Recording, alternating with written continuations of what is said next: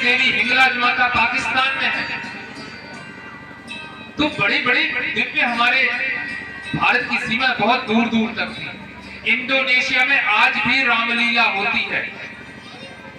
Thailand में भगवान के मंदिर स्वरूप विग्रह है।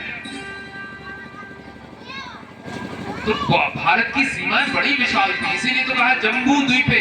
ये हमारे संस्कृति हमें बताती है। हम तो फिर भी आज भारत का नक्शा ऐसे बना देते हैं, लेकिन वास्तव में जब भारत का नक्शा देखा जाए तो भारत का नक्शा बहुत दिव्य है। इसीलिए भगवान ने कहा कि जननी जन्म भूमि स्वर्गादपि गरीयसी, स्वर्ग से भी बढ़कर होती है हमारी भारत भूमि और दिव्य है। आप किसी यात्रा पर चले जाइए, अभी सौभाग्य से केदारनाथ जी और गंगोत्री यमुनोत्री जी के दर्शन करके आए हम। देखो वहां पहाड़ों पर भी लोग जीवन यापन कर रहे हैं और उनको भी आनंद है। हम और आप सोचे कि ये कैसे जीवन जिएंगे। इतनी इतनी ऊंचाई की गर्दन ऊंची करके देखा जाए तो सर की पगड़ी नीचे गिर जाए। इतनी ऊंचाई पे पहाड़, और वहां पर भी घर बना हुआ दिख जाएगा आपको।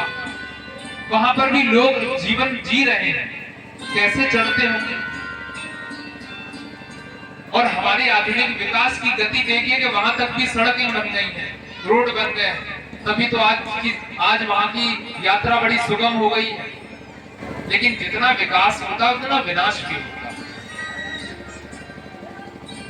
इसलिए भारत भूमि बड़ी दिव्य है भैया। इसमें इतना कुछ है कि विदेशों में कुछ नहीं रखा हुआ है, बस हम उसे पहचान है, अपने आप को पहचान लें। लोग विदेशों से पढ़कर भारत में आकर खेती कर रहे हैं। सोचो, आपको विदेशों से पढ़ाई करके भारत में आके खेती कर रहे हैं जो बच्चे यहाँ से विदेश पढ़ने चले गए।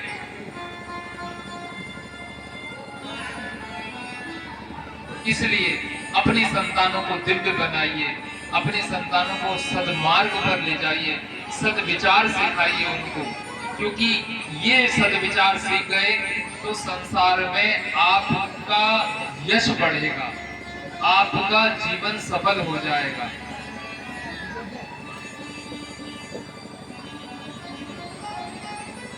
भगवान कृष्ण जब मथुरा जी में पहुंचे हैं और जैसे ही धनुष की टंकार कंस ने सुनी है, कंस व्याकुल हो गया और हर पल क्या कह रहा है, चले गए दूसरी ओर। लेकिन भगवान का स्मरण था, कृष्ण कृष्ण कृष्ण कृष्ण कृष्ण कृष्ण हे कृष्ण कृष्ण कृष्ण कृष्ण कृष्ण कृष्ण हे।